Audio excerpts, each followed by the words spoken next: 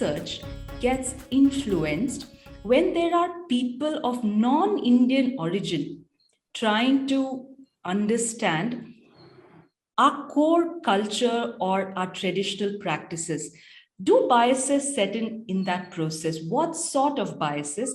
And can you share a few examples if any of those incidents have happened during your field experience?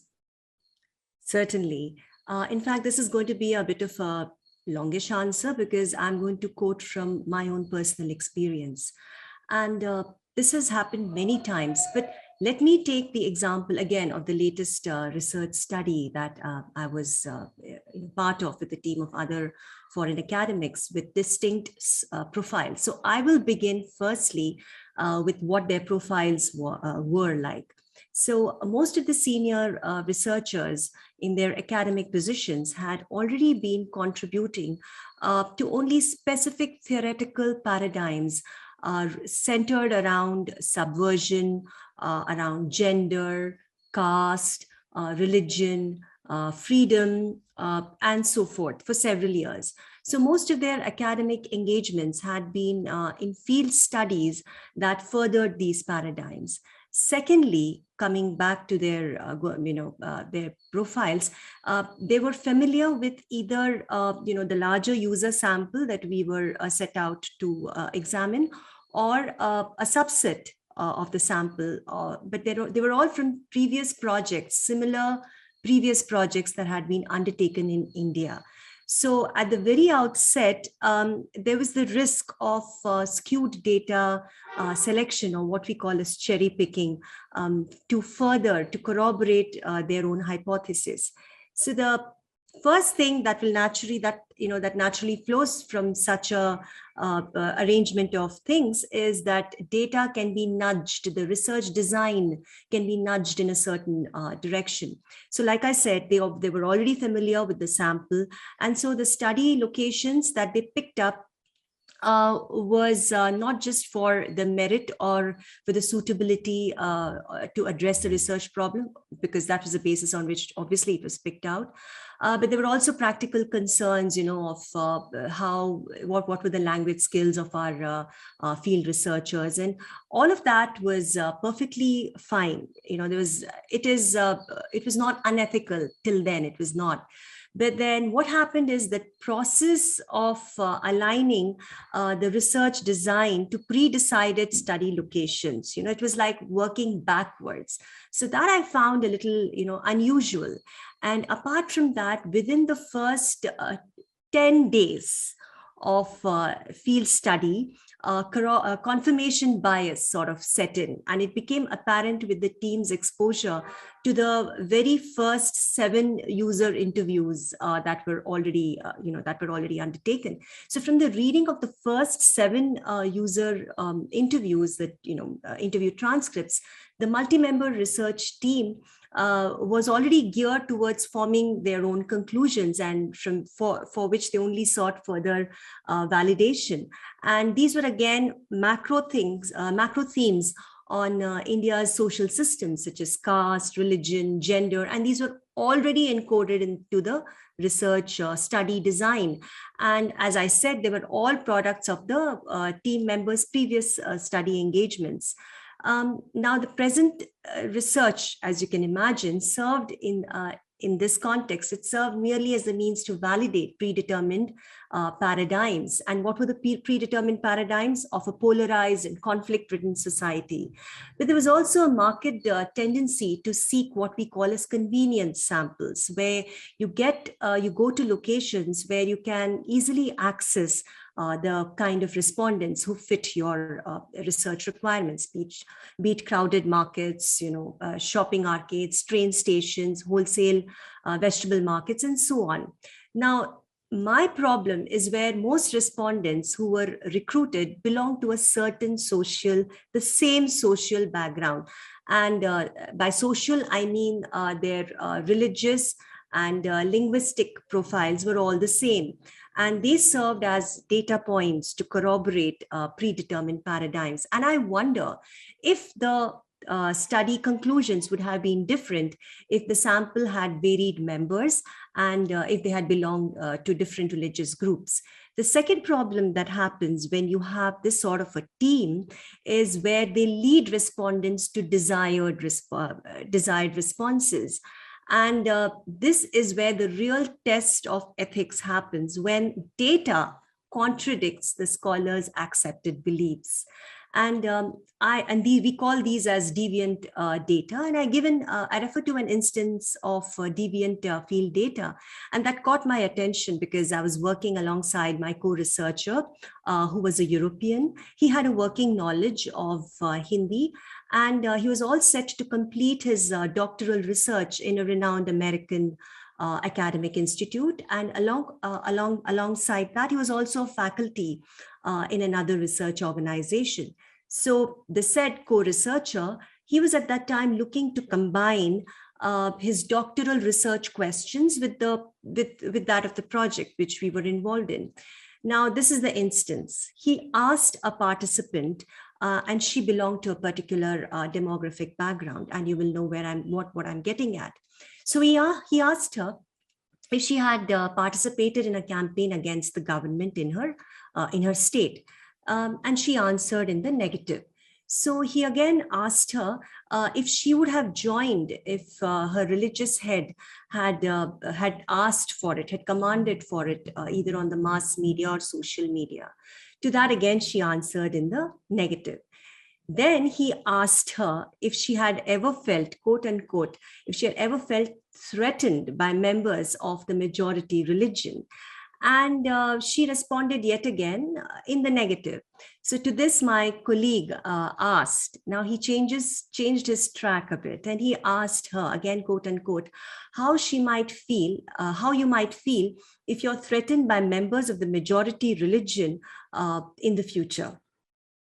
So at the end of that interview, I asked my colleague the reason for his persistence to obtain an affirmative sort of a response to religious tension in the region. And his obvious answer was, I'm trying to tease out the problem as an outsider. So I remarked that our research mandate was to gather personal experience of people. And, besides as a non-Indian academic, interacting with rural Indians, one had to be mindful of, projecting dominant constructs or coming across as being not just having, a preconceived sort of an idea, but also coming across as being aggressive. So the response was, again, quote unquote, he said, they don't reveal unless they are pushed to a point, they being the respondents.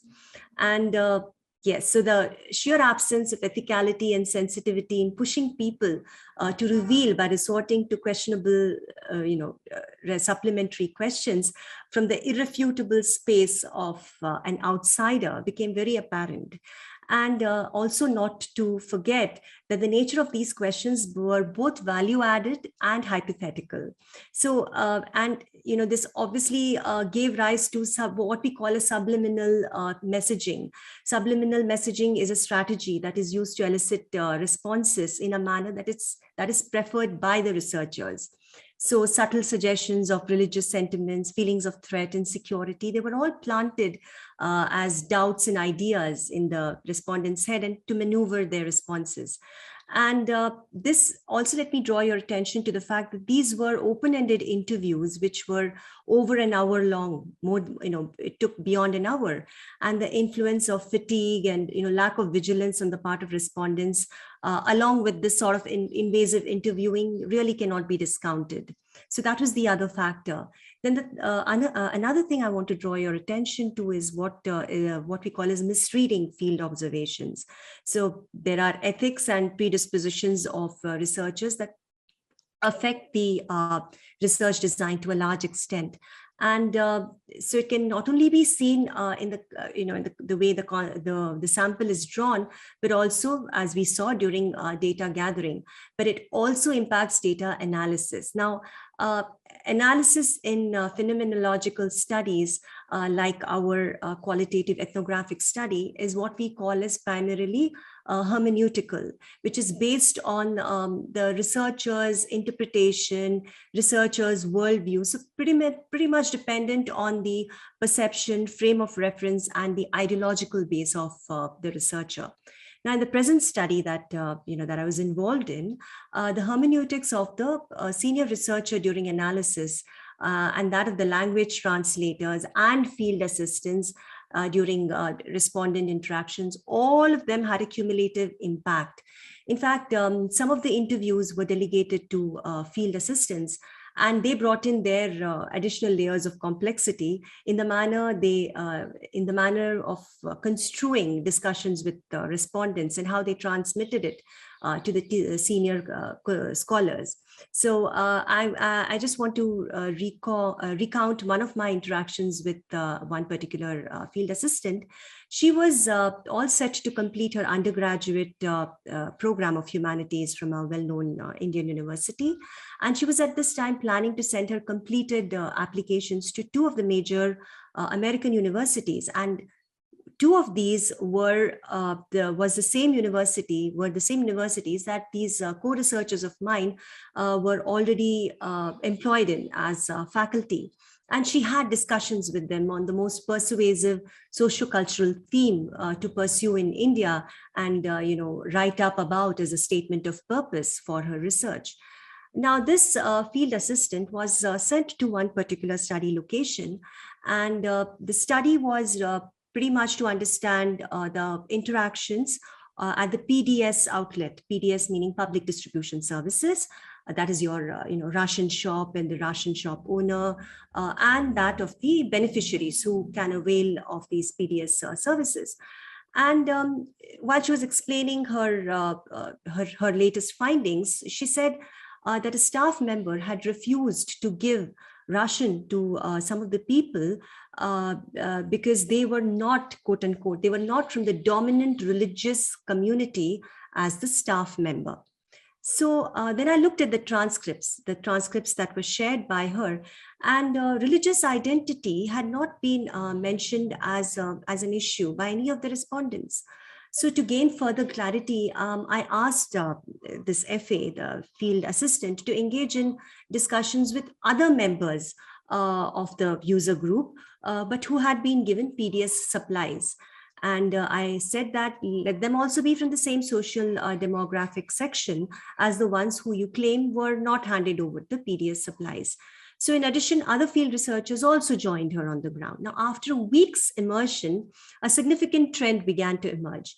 So it became obvious that more members of the user group in the location, they belong to the same religious community, right, as the previous respondents. But there was a difference here.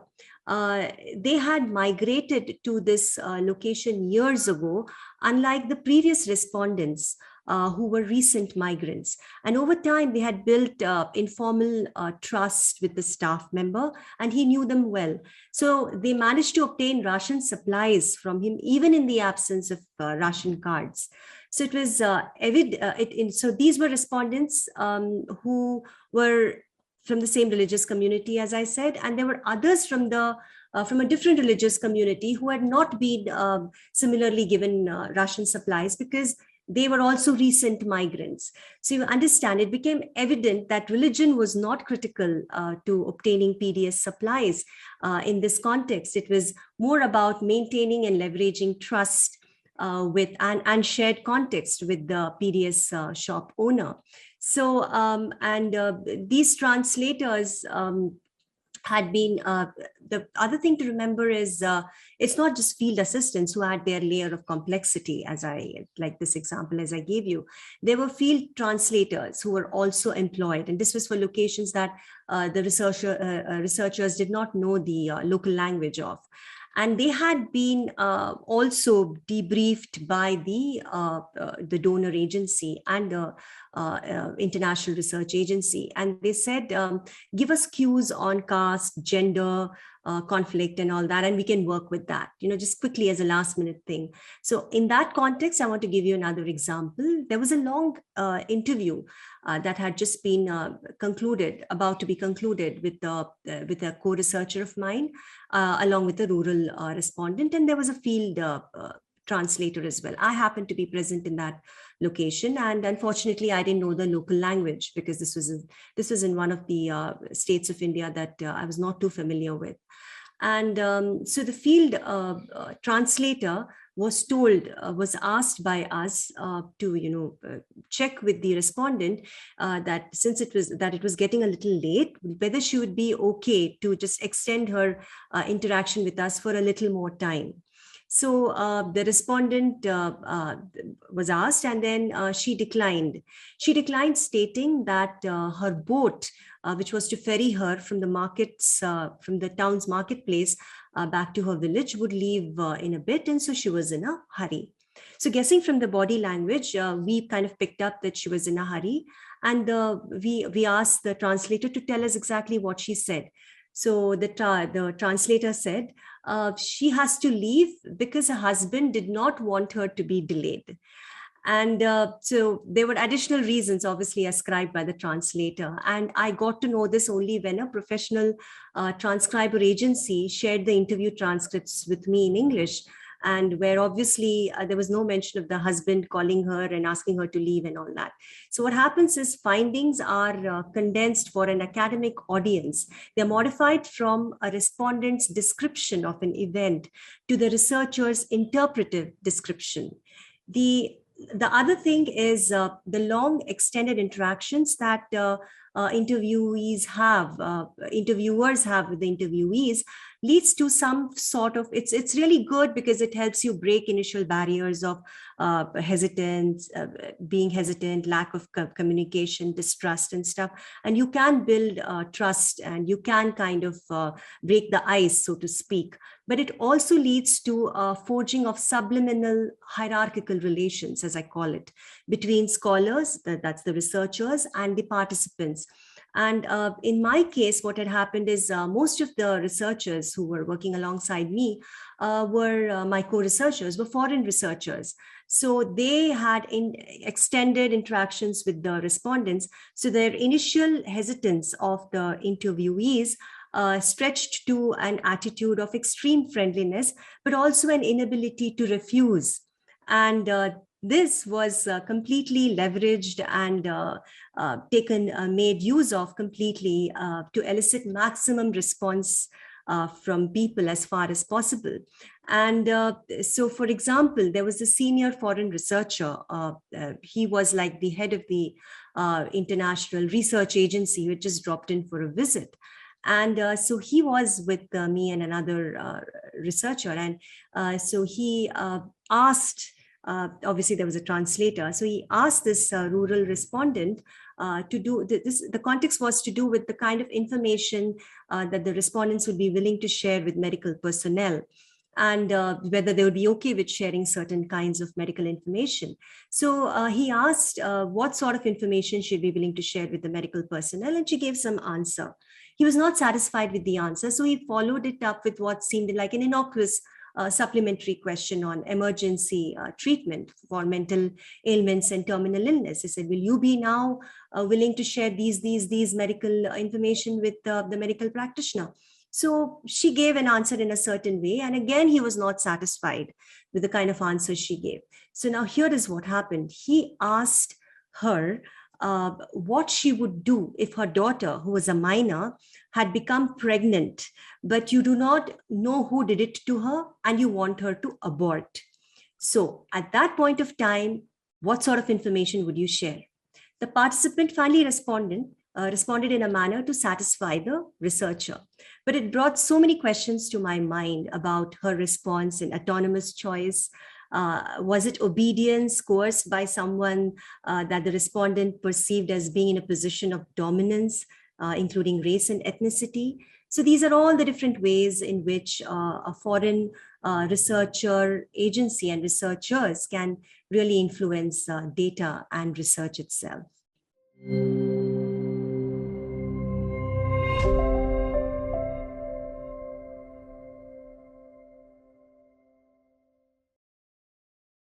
remember to subscribe to us and switch on the notifications for this channel. For our other social media links, more content, and to support our work, please visit citti.net. Dhanyavad. Namaskar.